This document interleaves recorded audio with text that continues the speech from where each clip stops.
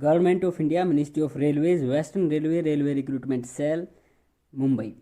तो ये जो यहाँ पे पोस्ट निकली हुई है 11 अक्टूबर 2021 का नोटिफिकेशन है। नोटिफिकेशन नंबर आप नोट कर सकते हैं। और सबसे पहले आपको बता देते हैं, जनरल डिपार्टमेंटल कॉम्पिटिटिव एग्जामिनेशन, यानी कि ये एग्ज़ाम जो है वो डिपार्टमेंटल है, बाकी कैंडिडेट्स के लिए नहीं है। जो इस डिपार्टमेंट में काम करते हैं यहाँ पे रेलवे मुंबई में, उनके लिए केवल ये एग्ज़ाम होने वाला है। यहाँ पे देखिए कौन कौन सी पोस्ट हैं। जूनियर स्टेनोग्राफर इंग्लिश के लिए 7 पोस्ट हैं, जूनियर स्टेनोग्राफर हिंदी के लिए 2 पोस्ट हैं, और जूनियर ट्रांसलेटर के लिए 8 पोस्ट हैं। कैटेगरी वाइज भी जानने वाले हैं। उससे पहले जान लेते हैं यहाँ पे जो इम्पोर्टेंट हमारे लिए डेट होने वाली हैं। तो ओपनिंग डेट और टाइम है 22 अक्टूबर 2021 सुबह 10 बजे से शुरू हो चुके हैं, और क्लोजिंग डेट और टाइम है 21 नवंबर 2021 शाम 6 बजे तक आप इसके लिए ऑनलाइन अप्लाई कर सकते हैं। यहाँ पे कुछ इम्पोर्टेंट है, तो वो ये है कि आपके पास ईमेल आईडी होनी बहुत ज़रूरी है, और ईमेल आईडी आपकी लास्ट तक होनी चाहिए, यानी कि वो आपकी एक ऑफिशियल आईडी होनी चाहिए, यानी कि आपको उसका पासवर्ड वगैरह नहीं भूलना चाहिए। उसकी ज़रूरत आपको रिक्रूटमेंट कंप्लीट होने तक पड़ने वाली है। तो आप अच्छी तरह से, अगर आपने ईमेल आईडी नहीं बनाई तो बना लीजिए, और बना रखी है तो उसको पासवर्ड वगैरह उसके याद करके रखिए। यहाँ पे देखिए जिन पोस्ट का हम जिक्र करने वाले हैं वो है जूनियर ट्रांसलेटर हिंदी के लिए। बाकी जो जूनियर स्टेनोग्राफर इंग्लिश और हिंदी के लिए अप्लाई करना चाहते हैं वो इस नोटिफिकेशन को डाउनलोड करके पढ़ सकते हैं। नोटिफिकेशन को डाउनलोड करने के लिए वीडियो के डिस्क्रिप्शन में लिंक दिया गया है, वहाँ पे आप क्लिक करके इसको डाउनलोड कर सकते हैं। कैटेगरी वाइज यहाँ पे वैकेंसी जान लेते हैं। देखिए लेवल 6 की आपको सैलरी मिलने वाली है जूनियर ट्रांसलेटर के लिए। सीरियल नंबर 3 पे आप देख सकते हैं। यूआर के लिए 2 पोस्ट हैं, एससी के लिए 1 है, एसटी के लिए भी 1 है, और ओबीसी के लिए यहाँ पे 4 पोस्ट हैं। टोटल यहाँ पे 8 पोस्ट आपको, यानी कि 8 वैकेंसी मिलती हैं। एलिजिबिलिटी क्राइटेरिया है किसी भी सब्जेक्ट में आपके पास मास्टर डिग्री होनी चाहिए, और ग्रेजुएशन में आपके पास इंग्लिश या हिंदी या फिर दोनों कंपलसरी हो, या इलेक्टिव हो, या फिर मीडियम ऑफ एग्जामिनेशन रहा हो। प्लस में आपके पास होना चाहिए डिप्लोमा या certificate course in translation from Hindi to English and vice versa. अगर सर्टिफिकेट या डिप्लोमा आपके पास ट्रांसलेशन में नहीं है तो ट्रांसलेशन में 2 साल का एक्सपीरियंस आपके पास होना चाहिए, जो आपका हो सकता है सेंटर या स्टेट गवर्नमेंट ऑफिस से। इसके बाद एज क्राइटेरिया है, तो यानी कि 1 जनवरी 2022 तक आपकी एज होनी चाहिए। यूआर कैटेगरी के लिए है 42 साल, ओबीसी के लिए 45 साल, और एससी एसटी के लिए 47 साल। तो देखिए यहाँ पे एसएससी जीएसटी 2021 का नोटिफिकेशन अब तक नहीं आया, लेकिन एसएससी जीएसटी का जो नोटिफिकेशन निकलता है उसमें यूआर के लिए होती है 30 साल, ओबीसी के लिए होती है 33 साल, और एससी एसटी के लिए होती है 35 साल। लेकिन यहाँ पे एज आपको बहुत ज़्यादा मिलने वाली है, तो जिन कैंडिडेट्स को यहाँ पे अपॉर्चुनिटी नहीं मिलने वाली है आने वाले टाइम में एसएससी के लिए, तो वो यहाँ पे अप्लाई करना चाहिए, उनको बहुत ज़रूरी है। इसके बाद देखिए आगे है जो आपका एससी एसटी कैंडिडेट हैं उनके लिए एनेक्सर 1 में उनका सर्टिफिकेट दिया है। ओबीसी के लिए 2021 से 2022 के बीच में उनकी कैटेगरी का सर्टिफिकेट बना होना चाहिए। वो एनेक्सर बी और सी का प्रिंट आउट निकाल के आपके एसडीएम से या फिर तहसीलदार से उनके साइन स्टैंप करा के वह उस सर्टिफिकेट को लीगल बना सकते हैं। तो अगर आप कैटेगरी का सर्टिफिकेट प्रोड्यूस नहीं करते हैं तो आपको यूआर कैंडिडेट मान लिया जाएगा, और रिजर्वेशन में अगर आपको एज लिमिट की छूट मिलती है तो वो नहीं मिलेगी। और जो यूआर के लिए अप्लाई करेगा, यानी कि किसी की फॉर एग्जांपल यहाँ पे ईडब्ल्यूएस के लिए कोई पोस्ट नहीं है, वैकेंसी नहीं है, तो अगर वो किसी पोस्ट के लिए अप्लाई करते हैं तो यूआर के लिए कर सकते हैं और उनको कोई रिजर्वेशन नहीं मिलेगी। इसके बाद रिक्रूटमेंट का जो प्रोसेस होने वाला है वो है रिक्रूटमेंट प्रोसेस विल इन्वॉल्व, यानी कि आपका सीबीटी होगा, कंप्यूटर बेस्ड टेस्ट होगा। उसके बाद में ट्रांसलेशन टेस्ट होगा, अगर स्टेनोग्राफर के लिए अप्लाई कर रहे हैं तो स्टेनोग्राफी का टेस्ट होगा, और डॉक्यूमेंट वेरिफिकेशन होगी। उसके बाद में मेडिकल एग्जामिनेशन होगा, यानी कि उसमें आप मेडिकली फिट होनी चाहिए। पैटर्न ऑफ सीबीटी है 90 मिनट का होगा, लेकिन अगर पीडब्ल्यूबीडी कैंडिडेट हैं, फिजिकली हैंडीकैप्ड हैं, तो उनका यहाँ पे होने वाला है 30 मिनट उनको एक्स्ट्रा मिलेंगी। और नंबर ऑफ क्वेश्चंस है 100, और 1/3 की यहाँ पे नेगेटिव मार्किंग है। एसएससी में 1/4 की होती है, लेकिन यहाँ पे 1/3 की नेगेटिव मार्किंग है। और आगे है जो आपके क्वेश्चन पेपर की जो लैंग्वेज होगी वो होने वाले इंग्लिश, हिंदी, मराठी और गुजराती में।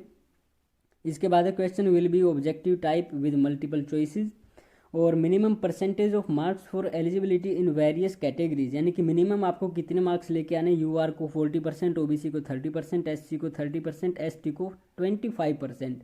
इससे ऊपर आपकी कट ऑफ लगनी चालू होगी, यानी कि इतने तो आपके मिनिमम होने चाहिए। इससे ऊपर जितनी कट ऑफ लगेगी उस पर आपका सिलेक्शन होने वाला है। आगे देखिए अब जान लेते हैं जूनियर स्टेनोग्राफर का हम नहीं देखने वाले हैं, तो हम देखेंगे यहाँ पे जूनियर ट्रांसलेटर हिंदी के लिए। पैटर्न ऑफ सीबीटी है single stage computer based test will be conducted followed by a qualifying translation test, यानी कि आपका सीबीटी टेस्ट होगा, इसी के आधार पर आपका सिलेक्शन होगा, इसी के आधार पर मेरिट होगी, इसके बाद होगा आपका क्वालिफाइंग टेस्ट होगा ट्रांसलेशन टेस्ट, तो उसमें आपको केवल क्वालिफाइंग करना है। क्वालिफाइंग क्राइटेरिया 60% आगे बताया जाएगा। The question paper shall be design to test equally both the knowledge of English language as well as knowledge of Hindi language, यानी कि अंग्रेजी और हिंदी का आपको अच्छा ज्ञान होना चाहिए। आगे नंबर 2 पे इन्होंने लिखा है at least 50% of the question will be design to test language proficiency, 20% यहाँ पे इंग्लिश के लिए, 30% हिंदी के लिए। The remaining questions will be design to test general knowledge, general intelligence, simple arithmetic and basic of computer, यानी कि 4 चीज़ें आपकी 50% की होने वाली हैं, 2 चीज़ें आपकी अलग से 50% की होने वाली, वो इंग्लिश और हिंदी। आगे ट्रांसलेशन टेस्ट में क्या होने वाला है, based on the merit of CBT की एक मेरिट लिस्ट लगाई जाएगी, उसमें अगर आपका नाम आता है, कट ऑफ से ऊपर आपके मार्क्स आते हैं, candidates equal to 10 times the number of vacancies shall be called for the translation test, यानी कि 80 कैंडिडेट्स को बुलाया जाएगा, और अगर शायद कैटेगरी वाइज भी बुलाएंगे तो ओबीसी के लिए 40 कैंडिडेट्स को क्वालिफाई किया जाएगा, यूआर के लिए 20 कैंडिडेट्स को, और SC ST के लिए 10-10 कैंडिडेट्स को क्वालिफाई, यानी कि टोटल 80 कैंडिडेट्स को यहाँ पे बुलाया जाएगा, क्योंकि 8 ही वैकेंसी और 10 गुना ये बुला रहे हैं। आगे नंबर 2 पे है the translation test shall be only a qualifying test and the qualifying marks shall be 60%, यानी कि 60% आपके ट्रांसलेशन टेस्ट में आने बहुत ज़रूरी है।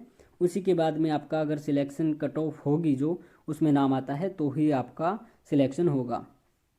Merit list of junior translator will be based on the marks obtained in the CBT alone. Those who do not qualify in translation test with 60% marks shall be disqualified. तो जो यहाँ पे translation test को qualify नहीं कर पाते हैं, चाहे उनके सीबीटी में कितने ही मार्क्स हैं, वो फेल कर दिए जाएंगे।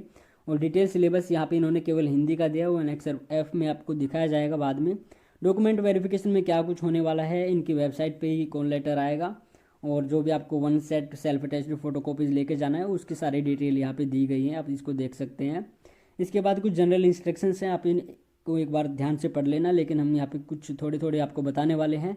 जो आपकी एजुकेशनल क्वालिफिकेशन है और एक्सपीरियंस है, वो कंप्लीट होना चाहिए 21 नवंबर 2021 तक। उसके बाद में अगर आप क्वालिफाई करते हैं, या फिर जो अपीयरिंग है फाइनल ईयर में, वो इसके लिए एलिजिबल नहीं होने वाले हैं। और academic qualification must be from a recognised institution, यानी कि आपका जो भी इंस्टीट्यूशन है, बोर्ड है, यूनिवर्सिटी है, वो मान्य होना चाहिए।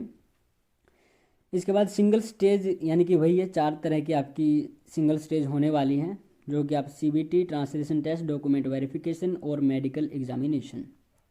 आगे और भी इंस्ट्रक्शन है, आप इनको एक बार नज़र डाल लेना इन पे। इसके बाद है देखिए, जो अप्लाई करना नहीं जानते हैं, तो उनके लिए स्टेप बाय स्टेप यहाँ पे सारी डिटेल्स दी गई हैं, तो आप यहाँ पे इसको पढ़ के देख के अप्लाई कर सकते हैं। बाकी इतना मुश्किल नहीं होता है ऑनलाइन अप्लाई करना। आगे कुछ नोट इन्होंने बताया है, लिस्ट ऑफ एलिजिबल कैंडिडेट, यानी कि जो कैंडिडेट्स एलिजिबल पाए जाते हैं आरआरसी की वेबसाइट पे उनको दिखाया जाएगा। और e call letter for the written examination will be issued online, आपका कॉल लेटर भी ऑनलाइन ही आएगा, ऑफलाइन कुछ नहीं होने वाला है।